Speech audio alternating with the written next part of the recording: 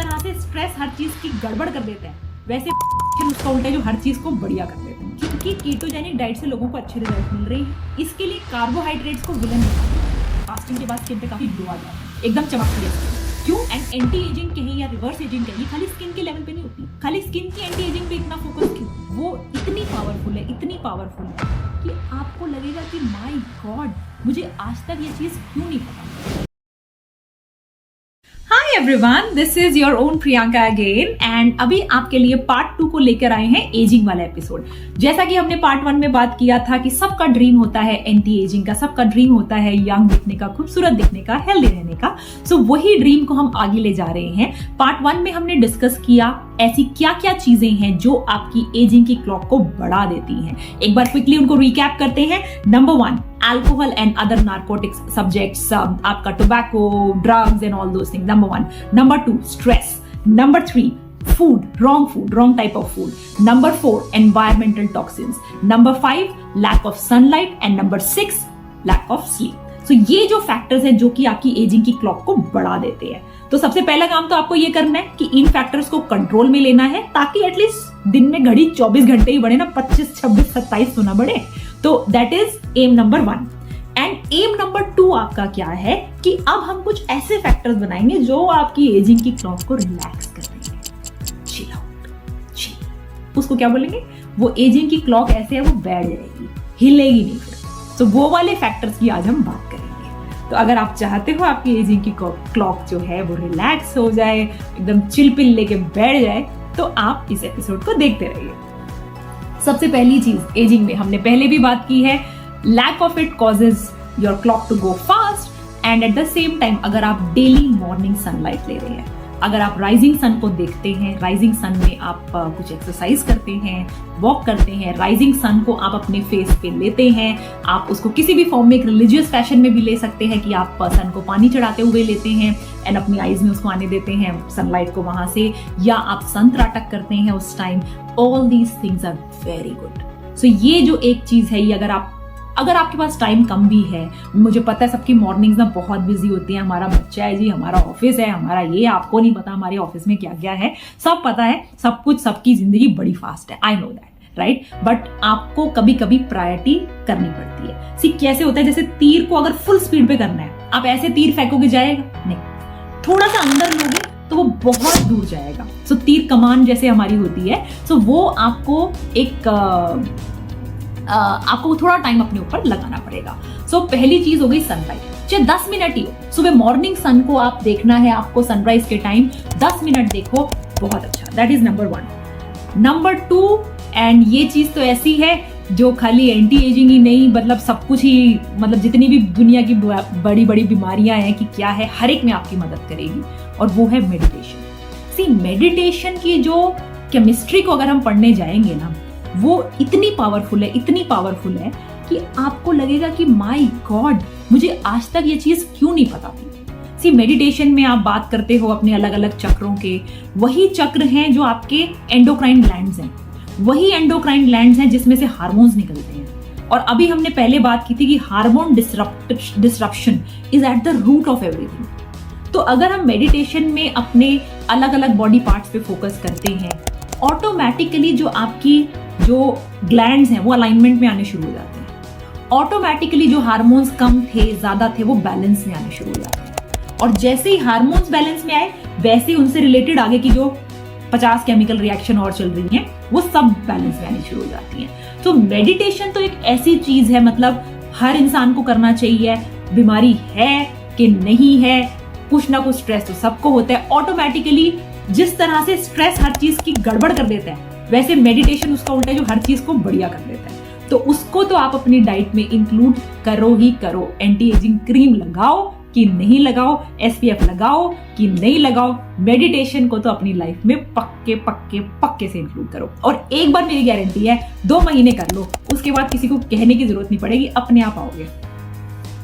Another thing जो कि important है एंड स्पेशली आजकल काफी फैशन में भी है, which is ketogenic diet.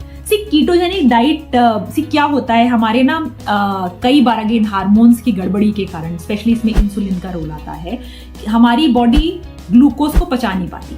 Now glucose को पचा नहीं रही है और अभी आप नया नया ग्लूकोज डाले जा रहे हो। आपकी इंसुलिन की लेट से कि कुछ गड़बड़ी चल रही है, किसी भी कारण से आई, कारण में अभी नहीं जा रहे हम लोग। सो आपके इंसुलिन में गड़बड़ चल रही है एंड आपके ग्लूकोज मेटाबॉलिज्म में गड़बड़ी आ रही है उसकी वजह से।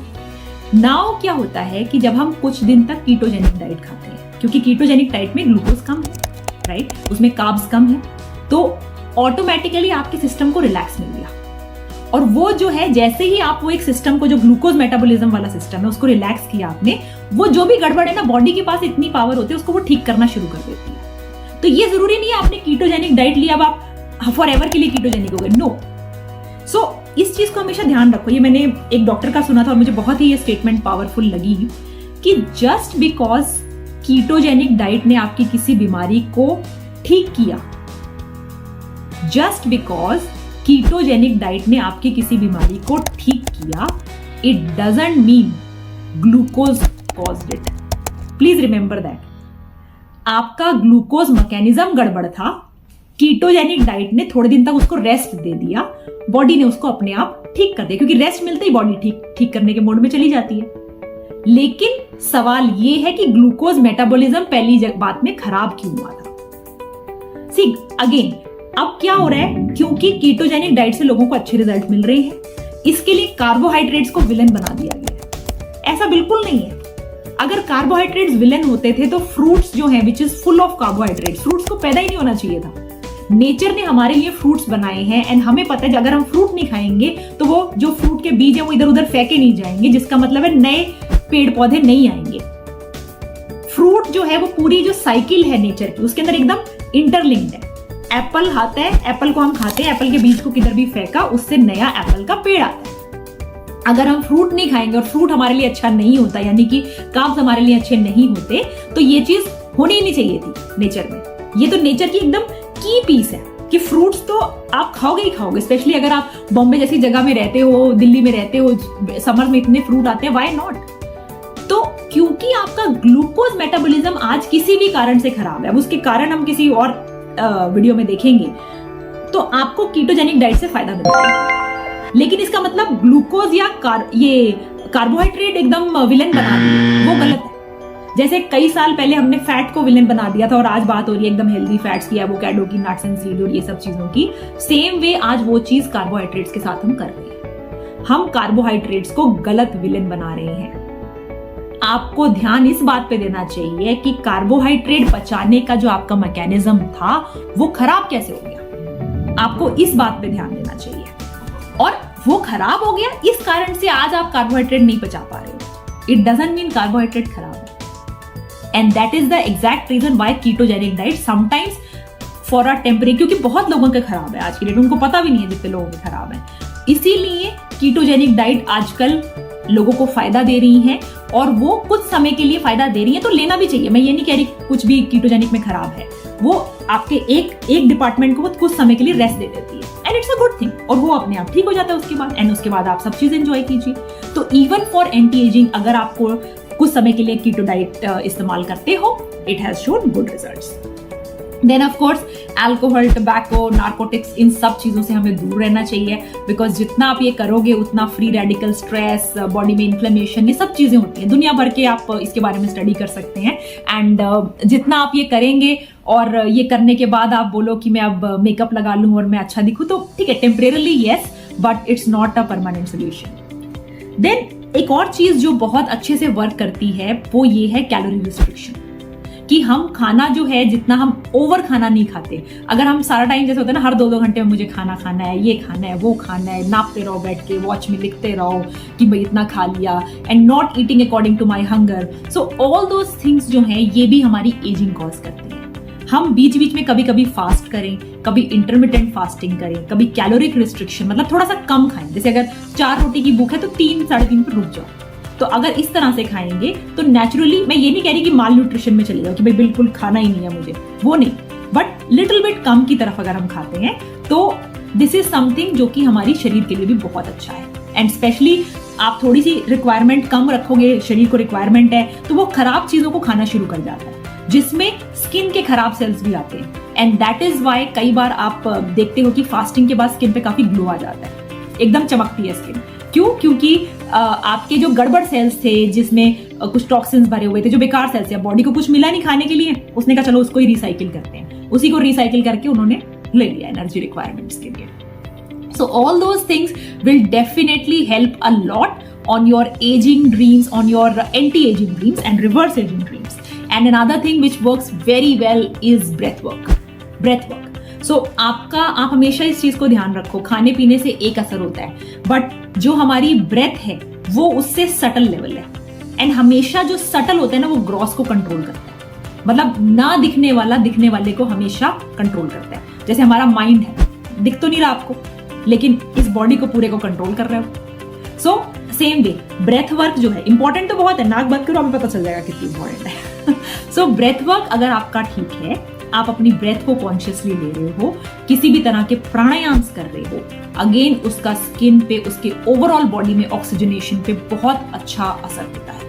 इनफैक्ट बड़ी बड़ी बीमारियों में आप अगर ब्रेथ वर्क सही कर रहे हो, आप अपने प्राणायाम, कपालभाति, आप यूवैप के चैनल पे देखिए दुनिया भर के प्राणायाम्स के बारे में, एंड वो अगर आपको जो समझ में आता है, जो आपको सूट करता है, एटलीस्ट आप अपना एक 15 मिनट का प्राणायाम का एक शेड्यूल बनाइए. अगर आप अपनी ब्रेथ पे फोकस कर रहे हो और ब्रेथ वर्क सही कर रहे हो, बहुत फायदे मिलेंगे आपको इसमें.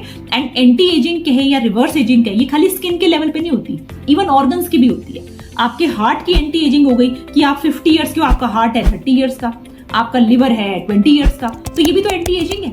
खाली स्किन की एंटी एजिंग पे इतना फोकस क्यों? अंदर के जो ऑर्गन्स हैं, और the beauty about doing these things in this fashion and not in application fashion कि मैं ये क्रीम लगाऊं और वो क्रीम लगाऊं, इज कि ये ओवरऑल रिजल्ट देगी. आप पूरा अंदर से बाहर तक पूरे रिजल्ट आएंगे. सो ना केवल आप हेल्दी होगे, आप अच्छा दिखोगे, दोनों चीजें इकट्ठे होंगी. And so this is basically these are the things जो कि हमारे सेल्स के अंदर जो माइटोकॉन्ड्रिया है, जो कि एक तरह से आप कहो हमारी घड़ी है या हमारा पावर हाउस है, कुछ भी बोलो उसको. लेट्स से एजिंग की टर्म्स में आज हम बात कर रहे हैं तो हमने उसे घड़ी का नाम दे दिया. तो हमारी घड़ी को स्लो करने के लिए ये सारी चीजें हैं जो बहुत इंपॉर्टेंट है. यानी कि जस्ट उसका एक रिकैप करते हैं कि क्या क्या चीजें हैं जिनका आपको ध्यान रखना है. सनलाइट लेनी है रोज, मेडिटेशन करनी है रोज, खाना अच्छा खाना है, टोबैको, अल्कोहल, नार्कोटिक्स इन सबसे दूर रहना है, ब्रेथ वर्क अच्छा करना है, एंड देन खाना थोड़ा सा कम खाना है, थोड़ी कैलोरिक रिस्ट्रिक्शन रखनी है, थोड़ा सा कभी कभी फास्टिंग कर लेनी है, इंटरमिटेंट फास्टिंग तो रोज करनी है. ये सब चीजें अगर आप करते हो तो आप देखोगे कि आपको जो आपकी जो घड़ी है दिन में 24 घंटे की जगह हो सकता है 10 घंटे चले. है ना बढ़िया बात एकदम. तो दिखेंगे ना आप अपनी उम्र से 10 साल छोटे. तो ट्राई कीजिए और हमें बताइए आप और आपकी फैमिली क्या रिजल्ट्स आते हैं, आप हमें जरूर बताइए. और कुछ होगा नहीं होगा, आप सबसे पहले आप देखेंगे कि आपको ये सब करने में ना बहुत खुशी, बहुत आनंद मिलेगा.